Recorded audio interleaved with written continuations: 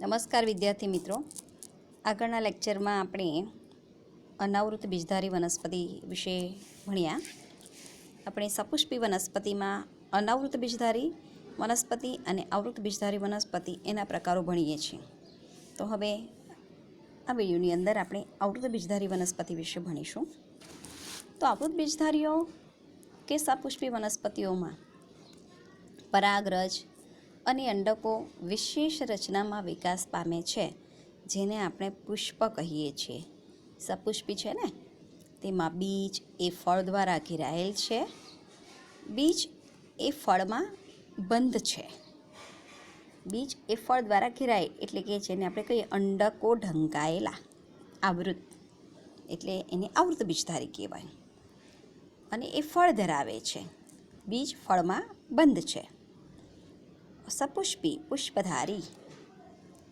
આ વનસ્પતિઓ નૈસર્ગિક નિવાસસ્થાનોના વિશાળ ક્ષેત્રમાં જોવા મળે છે અને આ વનસ્પતિઓનો સમુદાય ખૂબ મોટો છે. એ પહોળા પર્ણ ધરાવે છે અને કાષ્ઠમય પ્રકાંડ ધરાવે છે. અનાવૃત બીજધારી વનસ્પતિમાં લાકડું હોય પણ એ પોચું હોય છે, જ્યારે આવૃત બીજધારી વનસ્પતિનું લાકડું કઠણ હોય, કડક હોય છે, જેમાંથી ફર્નિચર ને એવું બધું બની શકે છે. જ્યારે અનાવૃત બીજધારી વનસ્પતિમાં પાઇનસ ને દેવદાર ને બધા પોચા લાકડાવાળા હોય, જે બધા બોક્સ પેકિંગ માટે જે બોક્સ બનાવે છે ને, એ બોક્સ બનાવવા માટે ઉપયોગી હોય છે. જ્યારે આવૃત બીજધારી વનસ્પતિનું લાકડું મજબૂત હોય અને એ ઘણા બધા ટેબલ ખુરશી આવું ફર્નિચર બનાવવામાં કામ લાગે છે. હવે એમનું કદની વાત કરીએ તો ખૂબ જ નાની સૂક્ષ્મદર્શી એવી વનસ્પતિ વુલ્ફિયા ગ્લોબોઝા, નાનામાં નાની આવૃત બીજધારી વનસ્પતિ. નીટની અંદર ક્વેશ્ચન આવે છે, તો નાનામાં નાની આવૃત બીજધારી વનસ્પતિ જે છે એ વુલ્ફિયા ગ્લોબોઝા. અને ઊંચામાં ઊંચી આવૃત બીજધારી વનસ્પતિ નીલગિરી યુકેલિપ્ટસ. જેમ આપણે અનાવૃત બીજધારીમાં જોયું ને કે નાનામાં નાની અનાવૃત બીજધારી જે છે એની વાત કરી તો એ જામિયા પિગ્મિયા, અને ઊંચામાં ઊંચી અનાવૃત બીજધારી વનસ્પતિ સિક્વોયા સિમ્પરવિરેન્સ. તેમ નાનામાં નાની આવૃત બીજધારી વનસ્પતિ વુલ્ફિયા ગ્લોબોઝા અને ઊંચામાં ઊંચી આવૃત બીજધારી વનસ્પતિ જે છે એ નીલગિરી. આ વુલ્ફિયા ગ્લોબોઝા જે છે ને એ આપણી આંગળીના ટેરવા ઉપર પણ આવી જાય આંગળીના નહીં પણ ટાંકણીના ટાંકણીની ટોચ ઉપર ગોઠવાઈ શકે એટલી નાની હોય છે. હવે આપણે એના ઉપયોગો વિશે જોઈએ. તો ઉપયોગની વાત કરીએ તો પ્રાણીઓ માટે ઘાસચારા તરીકે એ પ્રાથમિક સ્ત્રોત તરીકે વર્તે છે. પ્રાણવાયુનો મુખ્ય સ્ત્રોત છે. કપડાં માટે રેસાઓ પૂરા પાડે છે. ઔષધો, બળતણ વગેરે માટે ખૂબ જ ઉપયોગી છે. આવૃત બીજધારી વનસ્પતિ જે છે એ આવૃત બીજધારી વનસ્પતિના બે વર્ગોની વાત કરીએ તો બે વર્ગમાં એને વિભાજિત કરેલી છે, દ્વિદળી અને એકદળી.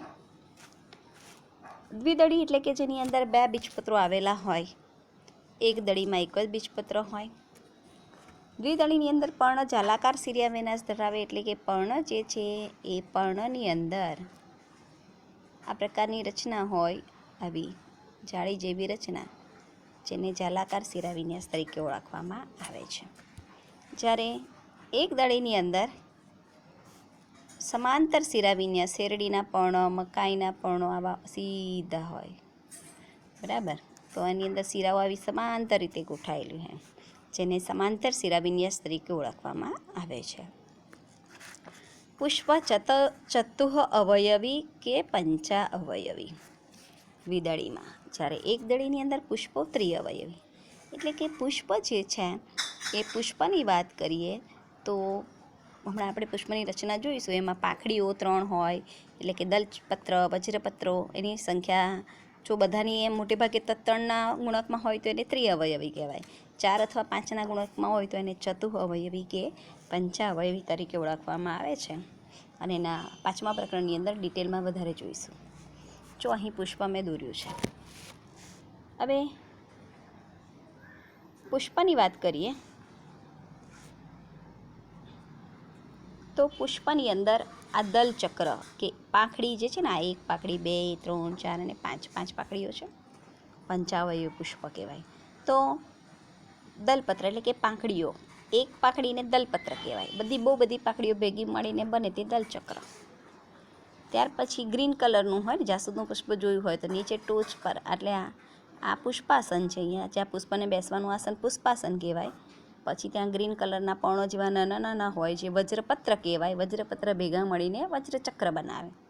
પુષ્પદંડ, પહેલું પુષ્પદંડ, પુષ્પાસન, વજ્રચક્ર, દલચક્ર. અને ત્યાર પછી આ જે આવું અંડાકાર રચના છે, આ અંડાશય અથવા તો એને બીજાશય કહેવાય. આ લાંબી પરાગવાહિની કહેવાય. અને આ બેસવાનું પરાગરજને બેસવાનું આસન જેને પરાગાસન કહેવાય. એટલે કે સ્ત્રીકેશર જે છે એ સ્ત્રીકેશર છે. સ્ત્રીકેશર 3 ભાગનું બનેલું છે: પરાગાસન, પરાગવાહિની અને બીજાશય. તે જ રીતે પુકેશરની વાત કરીએ તો અહીં પુકેશર દોર્યા છે. આ 1, 2, 3, 4 બરાબર. પુકેશરો જે છે એમાં ટોચનો ભાગ પરાગાશય અને પછી પુકેશર તંતુ. એટલે આમ પુકેશર તંતુ અને પરાગાશય બંને જોડાય તે યોજી વડે જોડાયેલા હોય. એટલે આ રચના અહીં બતાવું છું. આ પરાગાશય છે, પછી આવે તંતુ, પુકેશર તંતુ, અને 2 વચ્ચે જોડાણ તેને અહીંયા યોજી કહેવાય. આ પરાગાશય, આ પુકેશર તંતુ અને આ યોજી.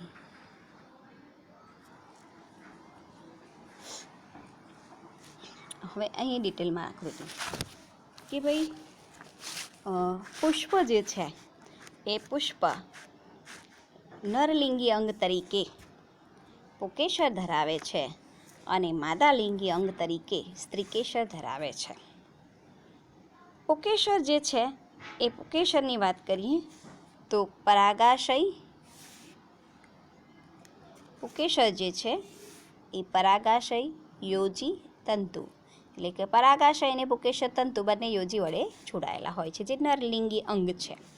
માદાલિંગી અંગ તરીકે આ બીજાશય, પરાગવાહિની, નીચેથી સ્ટાર્ટ કરીએ તો પહેલું બીજાશય અને પછી પરાગવાહિની અને સૌથી ટોચનો ભાગ પરાગાસન. પરાગાસન એટલે પરાગરજને બેસવાનું આસન માદાલિંગી અંગ તરીકે વર્તે છે.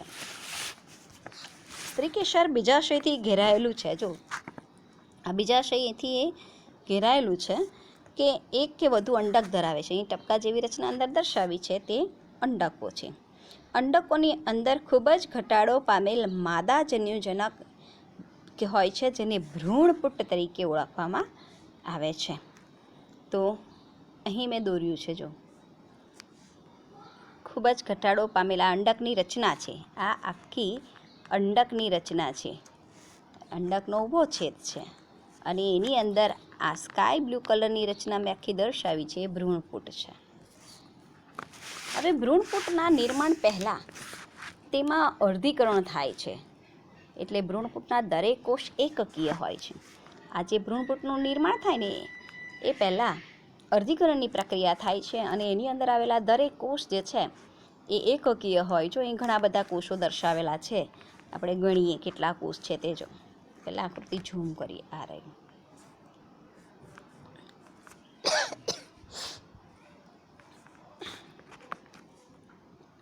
એની અંદર જો અહીંયા ઉપર 3 પ્રતિધ્રુવીય નહીં કરવા દે આકૃતિ, બધી વંચાવવું જોઈએ હરખું. આ 3 પ્રતિધ્રુવીય કોષો એટલે 1, 2 ને 3 રેડ ટપકા દર્શાવેલા છે મેં. ત્યાર પછી મધ્યમાં 2 કોષ કેન્દ્ર દર્શાવ્યા છે એટલે 3 ને 2 5, અને નીચે 1 સ્કાય બ્લુ કલરનું અને 2 રેડ કલરના એટલે 3 કોષીય અંડપ્રસાધન. તો ભ્રૂણપુટ જે છે એ ભ્રૂણપુટની અંદર 3 કોષીય અંડપ્રસાધન, 3 કોષીય અંડપ્રસાધન આવેલું છે.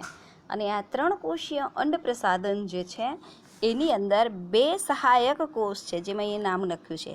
2 લાલ કલરના જે દર્શાવ્યા છે આ તે સહાયક કોષો છે અને મધ્યમાં 1 અંડકોષ દર્શાવેલો હોય છે. એટલે દરેક ભ્રૂણપુટની અંદર 3 કોષીય અંડપ્રસાધન, ત્યાર પછી બે ધ્રુવીય કોષ કેન્દ્ર, મધ્યમાં બે ધ્રુવીય કોષ કેન્દ્ર જોડાય છે, બરાબર. એટલે બે ધ્રુવીય કોષ કેન્દ્રો આવેલા હોય છે અને સૌથી અહીંયા ઉપરની તરફ તે 3 પ્રતિધ્રુવીય કોષો ગોઠવાયેલા હોય છે. ઉપર 3 પ્રતિધ્રુવીય કોષો છે, 3 કોષીય અંડ પ્રસાધન, એમાં 2 સહાયક કોષ છે અને 1 અંડકોષ છે. આ 3 પ્રતિધ્રુવીય કોષો છે અને મધ્યમાં 2 ધ્રુવીય કોષ કેન્દ્ર આવેલા છે. તો આ ભ્રૂણપૂટની વાત થઈ, માદા જન્યુજનક. આ થોડું ડિટેલમાં 12મા ધોરણમાં આપણે ભણીશું.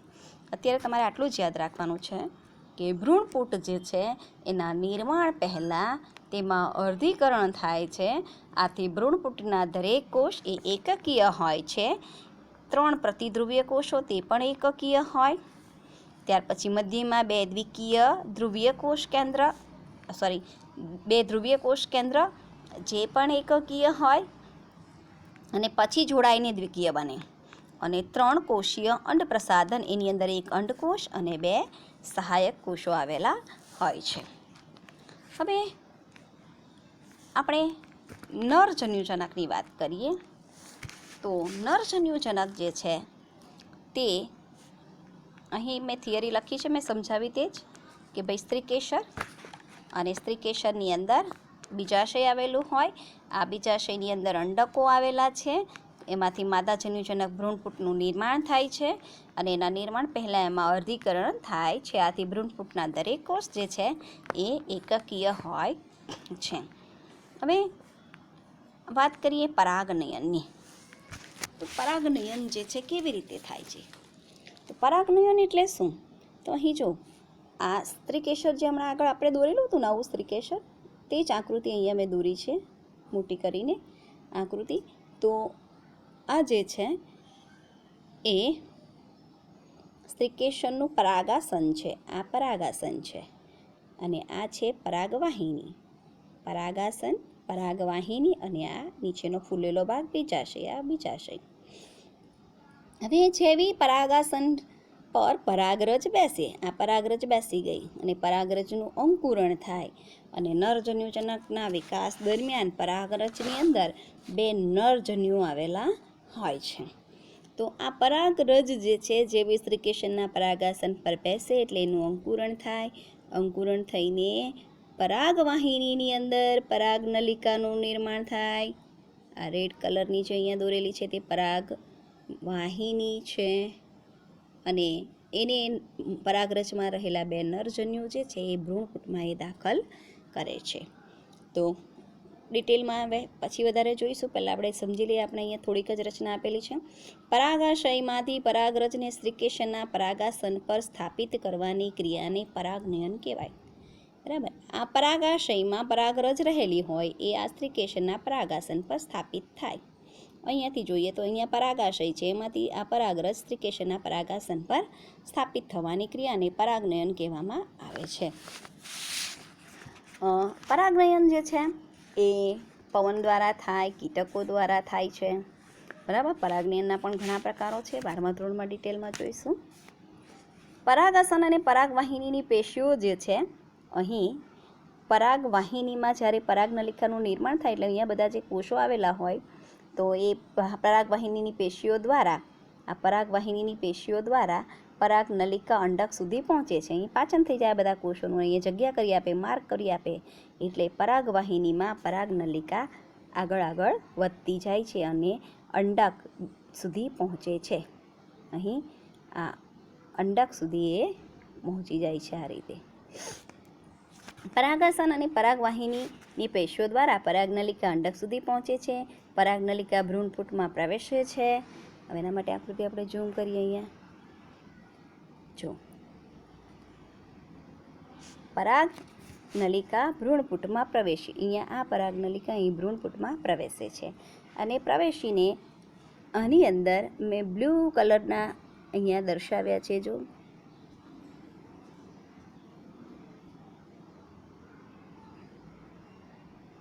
આ 2 ટપકા જેવી રચના દર્શાવી છે ને, તે નરજન્યુ છે.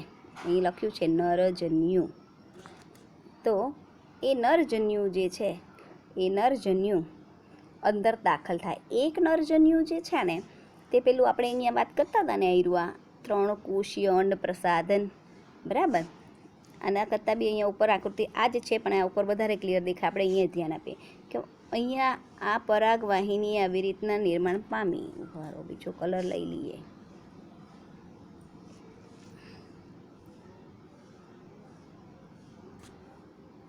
હવે જો આ તરફ ધ્યાન આપજો કે બે નરજન્યુ જે છે એ અહીંથી પરાગવાહિની મોટી દોરું છું. આ રેડ કલરની છે ને તે જ મેં અહીંયા દોરી છે. આની અંદર બે નરજન્યુ હોય. આ બે અહીંયા ડાર્ક ડોટથી દર્શાવ્યા છે, કા ને કા.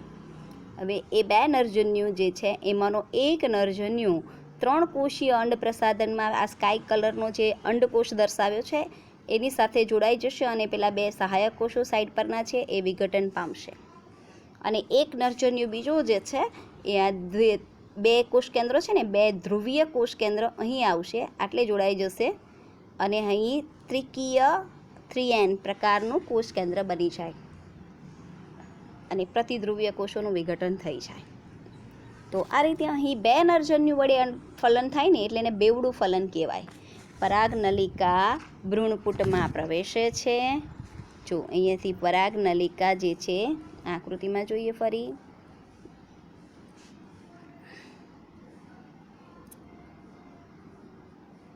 પરાગનલિકા ભ્રૂણપુટમાં પ્રવેશે, બે નરજન્યુ મુક્ત કરે. જો અહીંયા બ્લેક કલરથી દર્શાવો છે, એક નરજન્યુ અંડકોષ સાથે જોડાય અને ફલિતાંડનું નિર્માણ કરે. 2N પ્રકારનું ફલિતાંડનું નિર્માણ થાય અહીં. તે દરમિયાન બે સહાયક કોષો જે છે એ વિઘટન પામે છે. અહીં રહેલા બે, એના પર મેં ચોકડી પણ દર્શાવેલી છે, તમારું પેમ્પલેટ તમે બનાવ્યું હોય તો જોજો. અને બીજો એક નરજન્યુ જે છે એ મધ્યમાં રહેલા દ્વિકીય કોષ કેન્દ્ર, ધ્રુવીય કોષ કેન્દ્ર જે છે તેની સાથે જોડાયું છે અને 3N પ્રકારનું બને છે.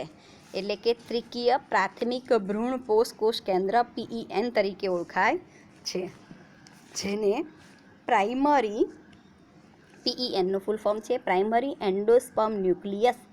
ત્રિકીય પ્રાથમિક ભ્રૂણપોષ કોષ કેન્દ્ર ઉત્પન્ન કરે છે. અહીંથી ભ્રૂણપોષનો વિકાસ થાય. ત્રિકીય એટલે કે PEN ત્રિકીય પ્રાથમિક ભ્રૂણકોષ કેન્દ્ર ભ્રૂણપોષનો વિકાસ કરે છે અને અહીંયા જે ફલિતાંડ બને છે એ ફલિતાંડમાંથી ભ્રૂણનો વિકાસ થાય છે. હજુ આગળ આપણે જોઈશું ભ્રૂણપોષ કોને કહેવાય અને ભ્રૂણ કોને કહેવાય તે વધારે ડિટેલમાં પછી જોઈશું. પણ અહીં તમારે યાદ રાખવાનું છે કે આટલે PENમાંથી ભ્રૂણપોષનો વિકાસ થાય અને અહીં જે આ બ્લેક કલરનું મીંડું બતાવ્યું છે તે શું છે? નરજન્યુ. અને સ્કાય કલર જે છે એ અંડકોષ છે. આ બે ભેગા મળીને ફલિતાંડ બનાવે, તો ફલિતાંડમાંથી ભ્રૂણનો વિકાસ થાય છે. એટલે આમ ભ્રૂણનો વિકાસ ફલિતાંડમાંથી અને ભ્રૂણપોષનો વિકાસ એ PEN ત્રિકીય ભ્રૂણપોષ કોષ કેન્દ્ર અથવા તો પ્રાઇમરી એન્ડોસ્પર્મ ન્યુક્લિયસ. એટલે જો બે જોડાણો સંકલિત છે ને અહીંયા બેવડું ફલન, એટલે એને બેવડું ફલન તરીકે ઓળખવામાં આવે છે અને આવૃત બીજધારી વનસ્પતિઓની અજોડ ઘટના છે. હવે ફલિતાંડમાંનો ભ્રૂણમાં વિકાસ થાય છે. આગળ મેં કીધું તેમ આ ફલિતાંડ અહીંયા જે બને છે એ ફલિતાંડનો અહીંયા અંડકોષ સાથે જોડાઈને જે ફલિતાંડ બને ને એ ફલિતાંડનો ભ્રૂણમાં વિકાસ થાય છે. અને હવે પ્રાથમિક ભ્રૂણપોષ કોષ કેન્દ્ર એટલે કે ત્રિકીય પ્રાથમિક ભ્રૂણપોષ કોષ કેન્દ્ર PEN એમાંથી ભ્રૂણપોષનો વિકાસ થાય છે. અહીં લખેલું છે આકૃતિની સાથે જ. જો તમે તમારી અંદર નોટમાં લખ્યું હોય તો તમને ખબર પડશે કે જો અહીંયા ત્રિકીય પ્રાથમિક ભ્રૂણપોષ કેન્દ્ર એમાંથી ભ્રૂણપોષનો વિકાસ અને ફલિતાંડમાંથી ભ્રૂણનો વિકાસ થાય છે. સહાયક કોષ અને પ્રતિધ્રુવીય કોષો ફલન બાદ અવનત પામે છે, એટલે કે નાશ પામે છે. મેં ચોકડી દર્શાવી છે અહીંયા. અને આ ઘટના દરમિયાન અંડકો બીજમાં પરિણમે છે. અહીં અંડકો આવેલા હોય એ અંડકો બીજમાં પરિણમે છે અને બીજાશયનો ફળમાં વિકાસ થાય છે. એટલે આ રીતે અહીં આવૃત બીજધારી વનસ્પતિની અંદર બેવડા ફલનની ઘટના જોવા મળે છે. હવે આપણે આવૃત બીજધારી વનસ્પતિની અંદર એકદળી અને દ્વિદળી પ્રકારો જે છે એ આગળ ડિટેલમાં આગલા ધોરણમાં આવશો ત્યારે જ જોશો. હવે આપણે આ પ્રકરણની અંદર એનું જીવનચક્ર જોવાનું છે તે પહેલાં જોઈ લઈએ. આવૃતબીજધારી વનસ્પતિનું જીવનચક્ર અહીં દર્શાવ્યું છે. જો એમાં પણ બીજાણુજનક અવસ્થા અને જન્યુજનક અવસ્થા. જો આ બીજાણુજનક 2n પ્રકાર છે અને આ જન્યુજનક એકકીય, બંને એકાંતરે જોવા મળે છે. જો આ બીજાણુજનક વનસ્પતિ દેહ જે દ્વિકીય હોય 2n પ્રકારનો, એટલે કે પુષ્પ વનસ્પતિ પુખ્ત થાય, પુષ્પનું સર્જન થાય. પુષ્પનું સર્જન થાય એટલે સ્ત્રીકેસર પુખ્ત બને. સ્ત્રીકેસરની અંદરથી આવું માદાજન્યુજનક ભ્રૂણપુટનું નિર્માણ થાય, અહીંયા દર્શાવ્યું છે. હમણાં આપણે ભણી ગયા તે જ છે.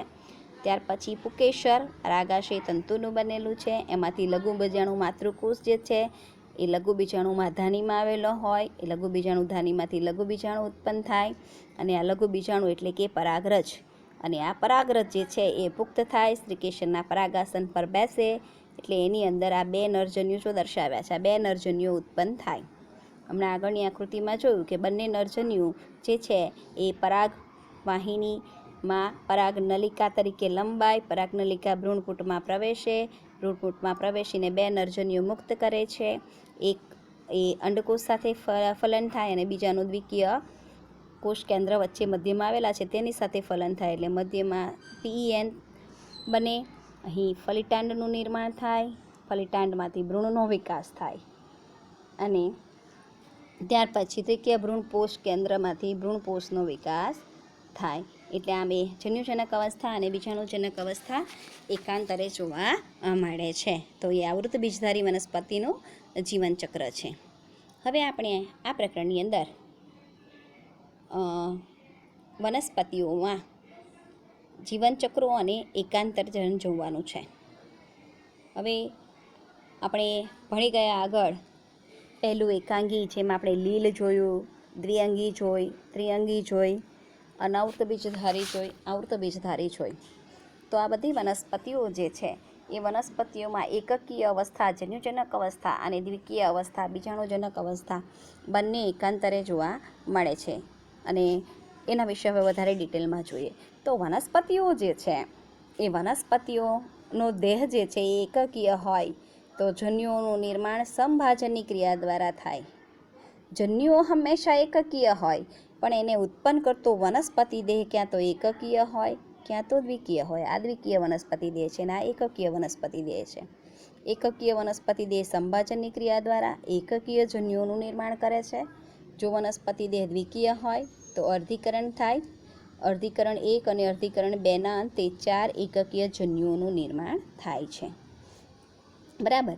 અને પાછા જો વનસ્પતિ દેહ એકકીય હોય તો પાછું એ એકકીય વનસ્પતિ દેહ સંભાજનની ક્રિયા દ્વારા પાછું એકકીય વનસ્પતિ દેહ બનાવે છે.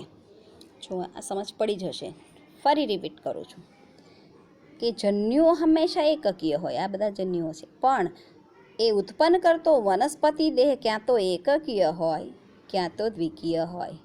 જો વનસ્પતિ દેહ એકકીય હોય તો જન્યુઓ સંભાજનની ક્રિયા દ્વારા બને છે અને જો વનસ્પતિ દેહ દ્વિકીય હોય 2n પ્રકારનો હોય તો અર્ધીકરણની ક્રિયા દ્વારા જન્યુઓનું નિર્માણ થાય છે.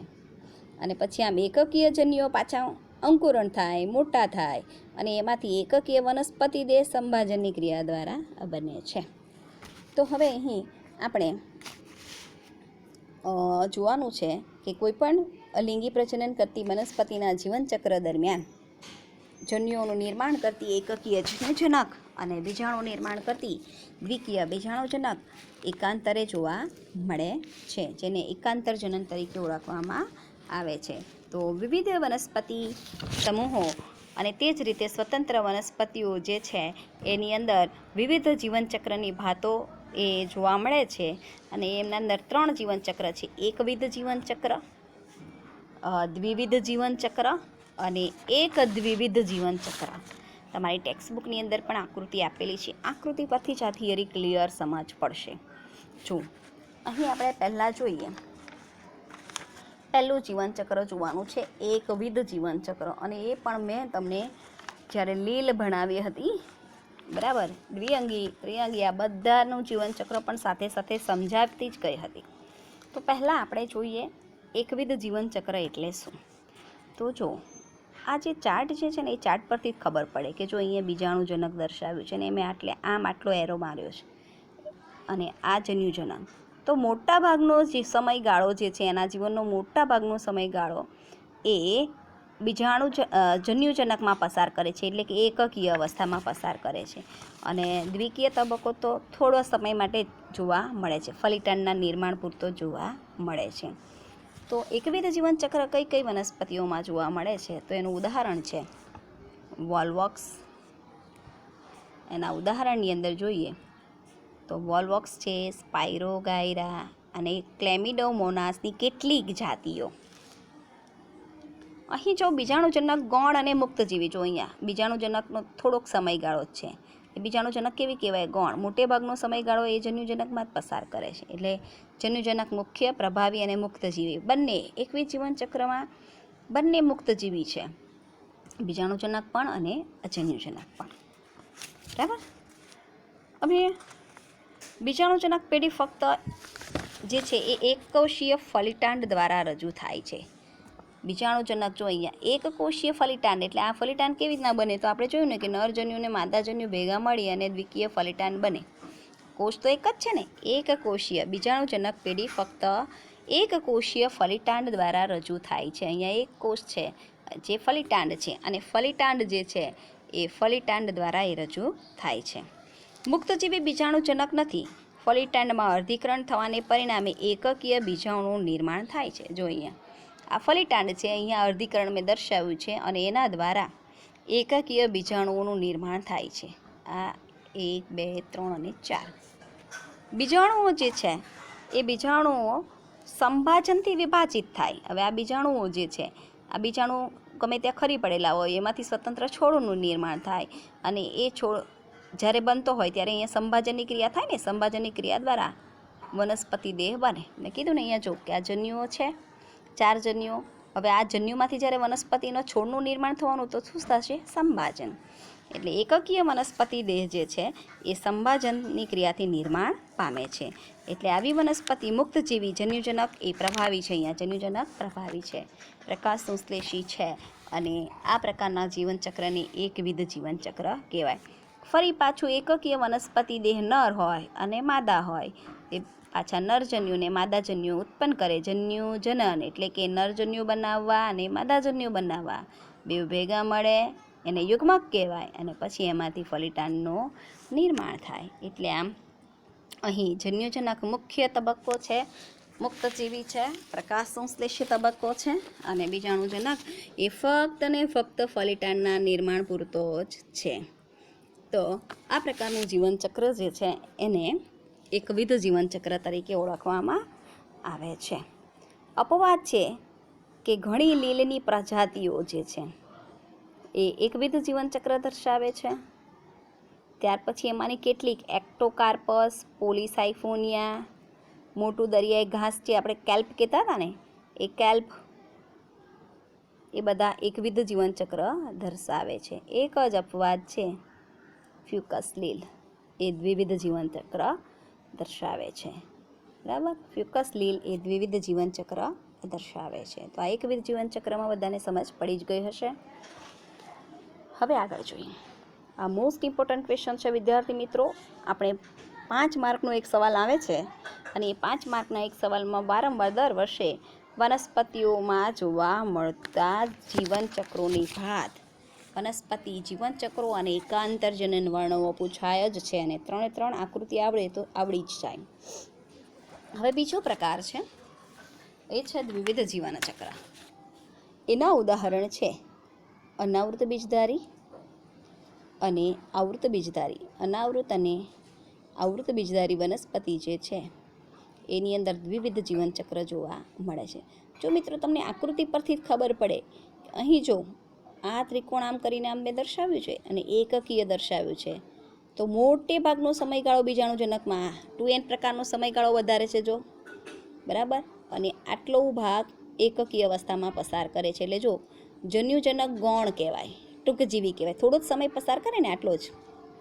અને જ્યારે બીજાણુજનક જે છે ને આ 2n પ્રકારનો સમયગાળો એ વધુ છે, એટલે પ્રભાવી, સ્વતંત્ર, પ્રકાશ સંશ્લેષી. એટલે દ્વિવિધ જીવનચક્રમાં એકવિધ કરતાં ઊંધું, મુખ્ય બીજાણુજનક અવસ્થા અને ગૌણ જન્યુજનક અવસ્થા એની અંદર જોવા મળે છે. એટલે આ પ્રકારમાં દ્વિકીય બીજાણુજનક પ્રભાવી પ્રકાશ સંશ્લેષી, બરાબર, દ્વિકીય બીજાણુજનક પ્રભાવી પ્રકાશ સંશ્લેષી અને સ્વતંત્ર તબક્કો છે. જન્યુજનક તબક્કો એટલે કે થોડાક કોષીય એકકીય કોષીય, એટલે આ જો એન બતાવ્યું છે, એટલે થોડાક કોષીય એકકીય કોષીય જન્યુજનક દ્વારા રજૂ થાય છે. અને આ પ્રકારનું જીવનચક્ર દ્વિવિધ જીવનચક્ર કહેવાય. આપણે દ્વિવિધ જીવનચક્ર જે છે ને એ અનાવૃત કે આવૃત બીજધારી વનસ્પતિનું છે. જોયું ને આપણે હમણાં કે એની અંદર બીજાણુજનક મુખ્ય છે. ફક્ત જન્યુઓના નિર્માણ પૂરતું જન્યુજનક એકકીય તબક્કો થાય. એટલે એ જન્યુજનક એ ગૌણ છે, બીજાણુજનક મુખ્ય છે. જન્યુજનકનો સમયગાળો ખૂબ ટૂંકો છે અને એ આના પર ખબર પડશે તમને. અહીંયા મેં દર્શાવ્યું, જો અહીંયા હમણાં જ ભણી ગયા આપણે કે જો આ બીજાણુજનક તબક્કો ખૂબ મોટો કહેવાય, બરાબર. ફક્ત પુકેશર અને સ્ત્રીકેશરમાંથી નરજન્યુઓ અને માદાજન્યુના નિર્માણ દરમિયાન જ જન્યુજનક અવસ્થામાંથી પસાર થાય છે. બાકીનો પોતાની લાઈફનો જીવનચક્રનો મોટે ભાગનો સમયગાળો એ બીજાણુજનકમાં પસાર કરે છે. તો આમ અનાવૃત અને આવૃત બીજધારી વનસ્પતિઓ જે છે એની અંદર દ્વિવિધ જીવનચક્ર જોવા મળે છે. ત્યાર પછી આપણે જોઈએ એક દ્વિવિધ જીવનચક્ર, હેપ્લોન્ટિક ડિપ્લોન્ટિક, બરાબર, એક દ્વિવિધ જીવનચક્ર. હવે એક દ્વિવિધ એટલે શું? 50% બીજાણુજનક અને 50% જન્યુજનક. પોતાની જિંદગીનો સમયગાળો, મોટાભાગનો સમયગાળો એટલે કે અડધા 50% બીજાણુજનક અવસ્થામાંથી પસાર થાય, 50% સમય જન્યુજનક અવસ્થામાંથી પસાર થાય. એનું ઉદાહરણ છે દ્વિઅંગી અને ત્રિઅંગી. પરંતુ દ્વિઅંગી અને ત્રિઅંગી બંને મધ્યસ્થી ભાત, એટલે કે અડધો સમય જન્યુજનકમાં પસાર કરે ને અડધો સમય બીજાણુજનકમાં પસાર કરે. હવે દ્વિઅંગીની વાત કરીએ તો દ્વિઅંગી જે છે એની વાત કરીએ પહેલાં. જો એમાં લખ્યું છે બંને 2n અને n તબક્કાઓ પ્રભાવી છે, બરાબર. હવે જો એમાં બંનેની વાત કરીએ, દ્વિઅંગી વનસ્પતિ જે છે ને, દ્વિઅંગી રિક્ષા માર્કેન્શામોસ આપણે ભણી ગયા ને, તો એની અંદર જન્યુજનક જે છે એ મુખ્ય, સ્વતંત્ર અને પ્રકાશ સંશ્લેષી તબક્કો છે.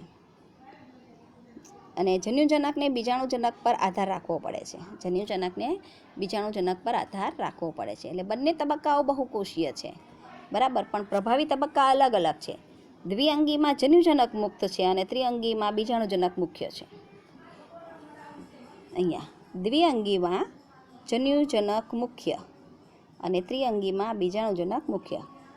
પણ આમ પાછું 50-50% જ. અહીંયા દ્વિઅંગીને જન્યુજનક તબક્કો જે છે એ બીજાણુજનક પર આધાર રાખે છે. તો આમ સ્વતંત્ર પ્રભાવી પ્રકાશ સંશ્લેષી સુકાયક કે સીધો ટટ્ટાર તબક્કો જન્યુજનક દ્વારા રજૂ થાય. દ્વિઅંગીમાં આપણે કહીએ સુકાયક, એ ટટ્ટાર પણ હોય, બરાબર. અને પોષણ માટે જન્યુજનક પર કે સંપૂર્ણ કે અપૂર્ણ નિર્ભર કરતી ટૂંકજીવી બહુકોષીય બીજાણુજનક સાથે એકાંતરે આવે છે. એટલે કે જન્યુજનકને બીજાણુજનક પર આધાર રાખવો પડે છે. બધી દ્વિઅંગી વનસ્પતિઓ જે છે એ આ પ્રકારની જીવનભાત દર્શાવે છે. પોતાના જીવનનો સમયગાળો અડધો બીજાણુજનકમાં પસાર કરે ને અડધો જન્યુજનકમાં પસાર કરે છે. અને ત્રિઅંગી બીજાણુજનક પ્રભાવી છે. ત્રિઅંગીમાં બીજાણુજનક પ્રભાવી સ્વતંત્ર પ્રકાશ સંશ્લેષી વાહક પેશીધારી વનસ્પતિ દ્વારા રજૂ થાય છે. તે બહુકોષીય, મૃતોપજીવી અથવા સ્વયંપોષી, સ્વતંત્ર પરંતુ ટૂંકજીવી એકકીય જન્યુજનક સાથે એકાંતરે આવે છે. એટલે જન્યુજનક સાથે એકાંતરે જોવા મળે છે. અને આવી ભાત એક દ્વિવિધ જીવનચક્ર તરીકે ઓળખાય છે. બધી જ ત્રિઅંગી વનસ્પતિઓ આ પ્રકારની લાઈફ સાયકલ ધરાવે છે. અને હમણાં મેં જોયું કેટલી અપવાદ છે. ઘણી લીલની પ્રજાતિઓ એકવિધ જીવનચક્ર ધરાવે છે. તેમાંની કેટલીક એક્ટોકાર્પસ, પોલીસાઇફોનિયા, મોટી દરિયાઈ ઘાસ સ્વરૂપની વનસ્પતિઓ કેલ્પ કે જે એક દ્વિવિધ જીવનચક્ર ધરાવે છે. અને અપવાદરૂપ ફ્યુકસ લીલ એ દ્વિવિધ જીવનચક્ર દર્શાવે છે. તો અહીં આપણે આ વનસ્પતિ વર્ગીકરણ જે છે એ પૂર્ણ થાય છે. હવે આપણે આગળનું પ્રકરણ, હજુ તો આપણે વિટેકરનું વર્ગીકરણ પૂર્ણ કર્યું નથી. એની અંદર આપણે અત્યાર સુધી જે છે એ મોનેરા સૃષ્ટિ જોઈ, પ્રોટિસ્ટા જોઈ, બરાબર, ફૂગ જોઈ. હવે વનસ્પતિ સૃષ્ટિ અને પ્રાણી સૃષ્ટિ તો હવે વનસ્પતિ સૃષ્ટિ પણ પૂર્ણ થઈ ગયું. હવે બાકી રહ્યું પ્રાણી સૃષ્ટિ. તો એ હવે પછીના વિડીયોની અંદર આપણે પ્રાણી સૃષ્ટિ વિશે ભણીશું. જો વનસ્પતિ જીવન ચક્રમાં ન સમજ પડી હોય તો ફરી મને મેસેજ કરજો, તો હું ફરી સમજાવીશ. આવજો.